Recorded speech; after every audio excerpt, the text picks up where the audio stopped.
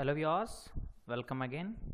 In this video I am going to explain an important interview question.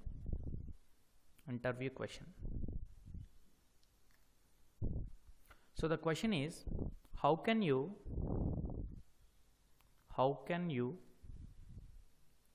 justify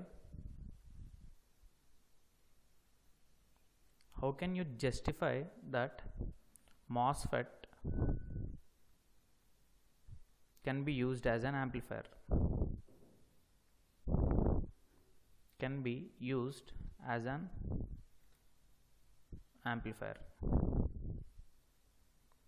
There are different types of answers through which you can justify that MOSFET can be used as an amplifier. You comment your answer in the comment section and watch the video for an interesting solution. Before going into the solution, let me explain a small circuit, that is voltage dependent current source.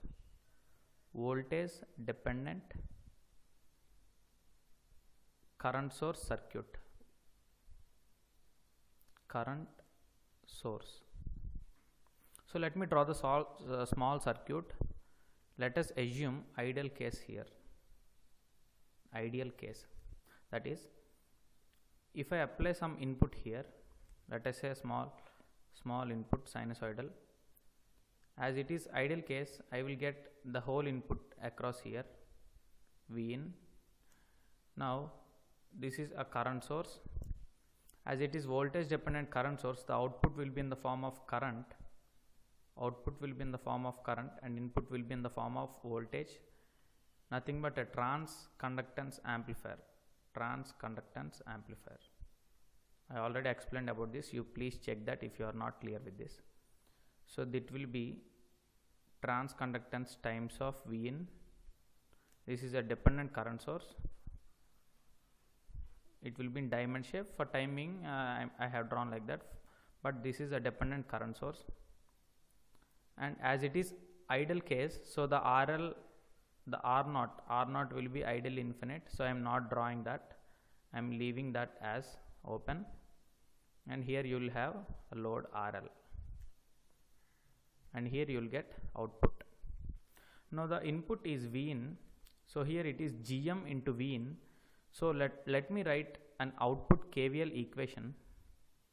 Or directly you can say, as there is no current entering through this path, I equal to 0. So this entire current will flow through this load resistance. So you will get V0 equal to Gm into Vin into RL. If you rewrite this equation, it will be Gm into RL times of Vin. This value here, Gm into RL, will be much greater than 1, or a respectable number you can take.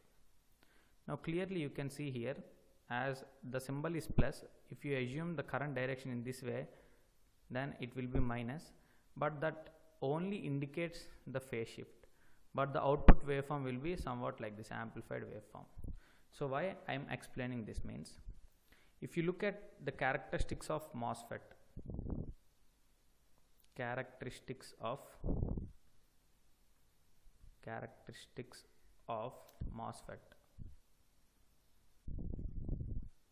if you draw the characteristics of MOSFET, it will be VDS versus IDS. And for different values of VGS, VGS1, VGS2, VGS2, for different values of VGS, the characteristics will look somewhat like this. This is one region of operation. Now if you look here, after this point, VGS greater than VT, after that threshold voltage, irrespective of the voltage, the current, if you neglect the early voltage, if there is an early voltage, there will be small tilt in the waveform. But for time being, irrespective, if you neglect the early voltage, then irrespective of this voltage,